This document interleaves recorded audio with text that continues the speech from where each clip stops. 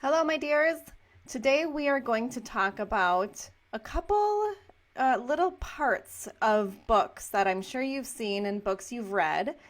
And these are things you can kind of start thinking about now at the beginning of your process. You can think about them later. In fact, sometimes I advise my clients to just forget about them until they're done. Sometimes you need to write these things in order to jumpstart yourself.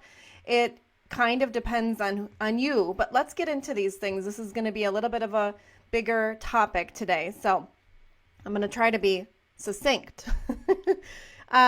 These are the parts that come at the beginning, and my next video is going to deal with parts that come at the end. But these are things like the introduction, a prologue, a foreword, and a preface. Okay, there's a couple other ones that might apply here, but typically don't work well in memoir or are more fiction centered. So we're going to look at these four things. These are the terms that I'm sure you've heard or pieces that you've seen written in books, and I want to jump into them. So the purpose of them is really important to talk about, and each kind of has their own purpose, but in general, they all help to really sell your book in the sense that you're drawing your reader in. These are the first few pages.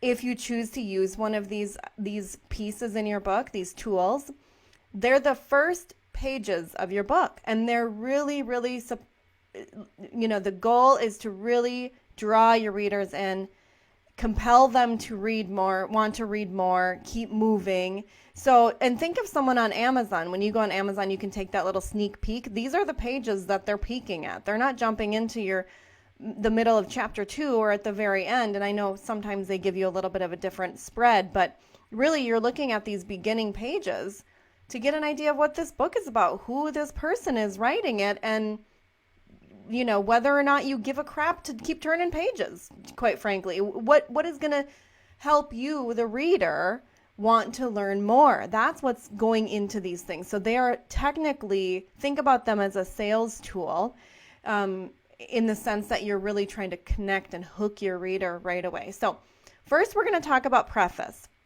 This is most often found in fiction books or academic writing, so it doesn't necessarily apply to memoir. I wanted to bring it up because it's important for you to understand what these are. It's usually like a short introductory, think of it like almost like an essay, and it's written from the author's point of view, and it's typically used to kind of explain, why they're qualified to write the book and how the book came to be and what the book is going to be about, and,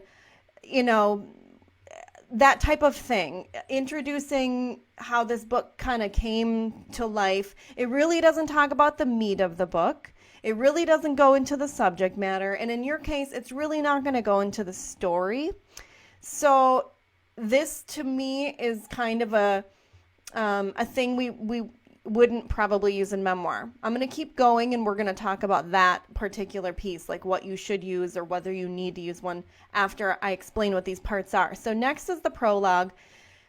This one typically is more found in fiction, and I think because of that, it's important to understand how it applies to a memoir. It's usually written from the character's point of view in fiction. So in memoir, that would be probably you. You are your protagonist. You're the main character. So it could also be written from another character's point of view, but really for memoir, think of it from like the author's point of view, because you are your main character. It's an introductory piece that really gives the reader some additional information to kind of help them put the book in context. So drawing from a couple previous videos that I've done, this could be some backstory. This could be an event that took place before that first chapter starts. It's not necessarily falling within your narrative and that story arc that we mapped out, but it's important for them to know.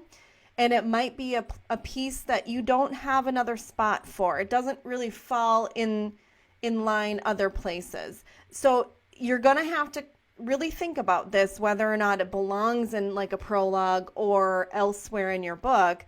If there is a particular event, kind of that motivation piece, what sparked this story, what brought you here, that backstory, or that maybe that conflict that kind of is the driving force of your book, your story.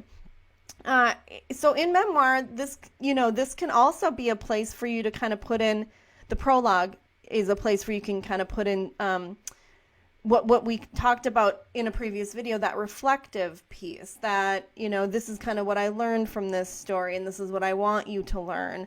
And kind of gives them that context again, a little bit of that context of like, this is what you're getting yourself into, and this is what you're going to learn. And so if you're interested in this, keep reading. That's what a reader would take away from that. A foreword, on the other hand, is not written by the writer. It's not written by the author. It's written by someone else, and typically it's someone of prominence, someone with a recognizable name. Think of it as like your book's letter of recommendation from someone with credibility and authority that kind of gives you that credibility and authority by way of association, by way of them saying, yeah, this book is great, you guys are going to love it.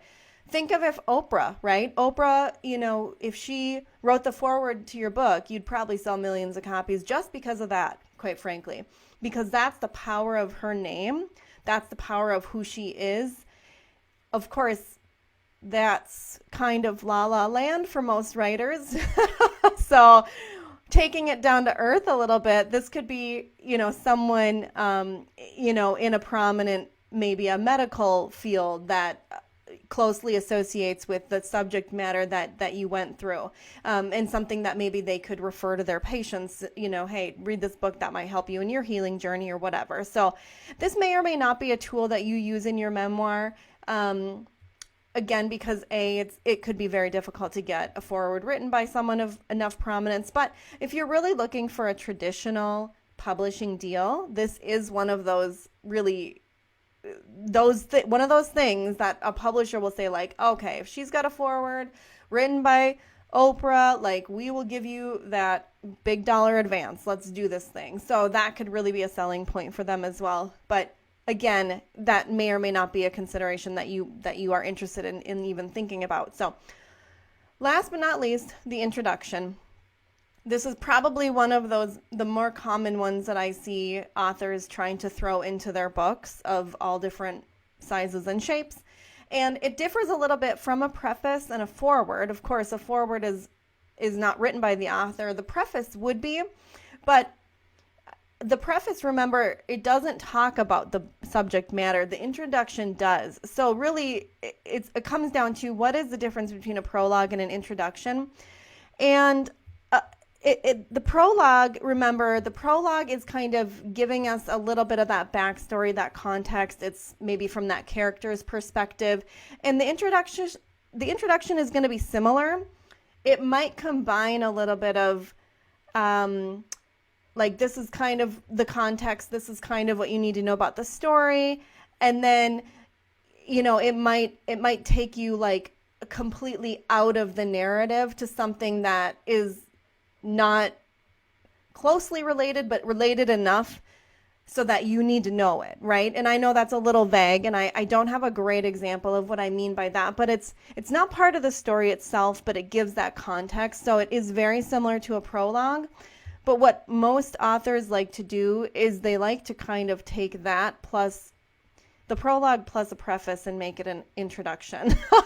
So they like to make it about how this book was created and what the story's about. And, so they kind of marry the two. And that's what I see a lot in introductions. So for purposes of our discussion today, that's kind of what I want you to think of an introduction. It's that prologue, which is about the story. It gives that context and a little bit of the preface. And this is kind of what I've seen, my experience. And there's maybe a few different definitions out there. It does depend on what genre you're talking about. And of course, with memoir, we're marrying fiction and nonfiction a little bit, if you ask me. So let's kind of step back. We talked about these 4 things. Let's dive into whether you need one and how you would use it. So the first one is easy, the foreword. If you can get it written, great, do it. There's really no downside to it. It's just not usually something memoirists do, and it's not usually something that's super easy to do in a very good way. So that's that. The next is preface, and because this is most commonly applied to like a standard nonfiction book, we really don't see a lot of these in memoirs. Remember, that's kind of this is who I am, and this is why you should think I'm an authority on this subject. Because it's a memoir. We know you're writing it, and we know you're the expert on the book, so you don't really need to convince us, right? We know that there is a reason you're writing this book. You live through this story. This is not a self-help or personal development thing that you have to convince us like, oh, you've studied this subject matter for 20, 30 years, so you are the expert. Totally. We get it now. So we're going to focus the rest of our discussion today on the prologue or the introduction, and really I'm going to call it the prologue. The prologue really, that sets the tone for your book. And if you think about it, a memoir, it happens, it's written because something has happened in the past, and then the future self reflects back on it, and we think about it, and we see these lessons come out, and we know we learned something. And for many readers, this is why they read memoir. They want to see that you went through this thing and then learn whatever, right? Learn the lesson, and then you're able to portray that in a entertaining, valuable, and relatable way. This is what draws them to memoirs in general, and what will draw them to your book. So prologues really establish that what we call a reflective voice. This is your current self reflecting back upon the happenings of your story, what happened in your story, these memories. And you set that tone for the lessons and what the reader's getting themselves into. And you really do this before those major events kick off.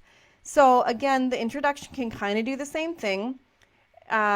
They tend to do that plus a little bit of this is what how I got to write this book, and this is who I am. So there's nothing wrong with including that piece, but I do want to point this one thing out about introductions, okay? This is a very important point, so take note of this.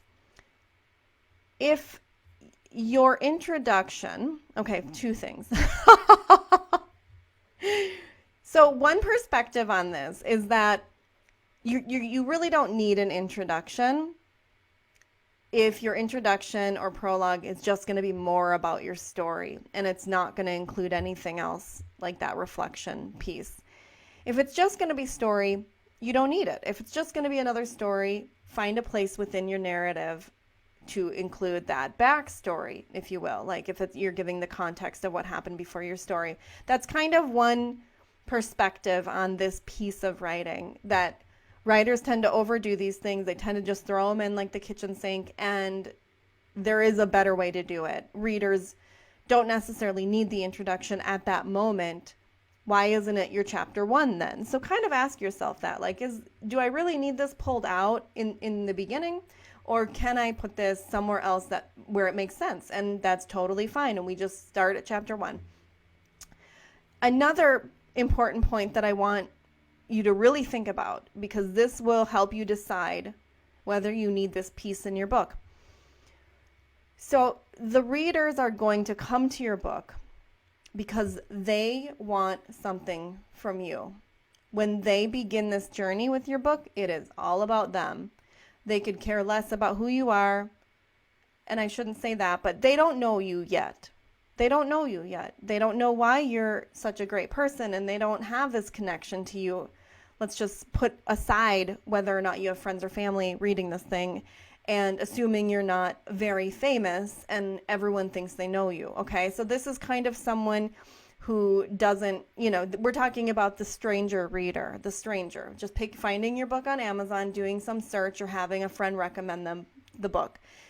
They're coming for a very specific purpose for themselves. They want something. They're not trying to just give you money. They're not trying to just read your story because they like to just give authors their turn in their reading list or whatever. This isn't about you. This is about them.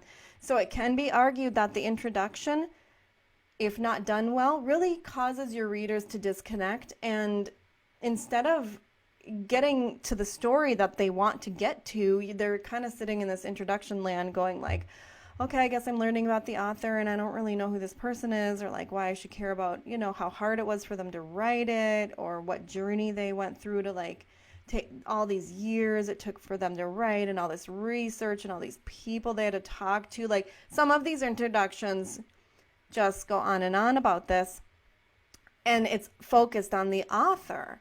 The readers truly do not care yet. They don't care yet. And I like the word yet there, because it's true that once they get into the story, they will start caring more about you and connecting with you as a person. And then what do you do when you're done with the book that you're like, oh my gosh, I just love this and I loved her story? You start looking for information about this person, okay? I've done this with all of my favorite authors. I went and researched all of these different, I'm like, okay, what is her story? What's her deal? What has she done? I want to know. I want to know her. This is something that readers do after they've made that connection with you. So think about whether your introduction is too author heavy, or if it gives the reader something that they want right away. Some connection piece, maybe that reflective piece is really what draws them in. So start connecting with your readers right away. If your introduction or prologue does that, great. If it doesn't, cut it. Those are kind of the black and whites, which there is just no black and white in this. It's gray. It's all gray. It all depends on your book and you. But only after you give them what they want will they start caring about you as an author. So this brings me to the end of the video. Thank you for staying with me. To summarize, if you can get a foreword written, great, do it. Preface, probably not. A prologue or an introduction, it depends, but maybe. And this would probably be my recommendation to you if you feel like you need an introductory piece to your book that really falls in the beginning before you get into chapter 1. So if you really want to include something about the process of writing your book and how it took you to get to this point and how hard it was to write it, that piece may be something that you include at the end of the book. So tune into tomorrow's video, and we will talk about those things that come at the end of the book. And we will give this a little bookend. We started with the beginning, we're going to follow it up with the end, and then you can kind of decide whether your book needs these pieces or not. So I will see you tomorrow.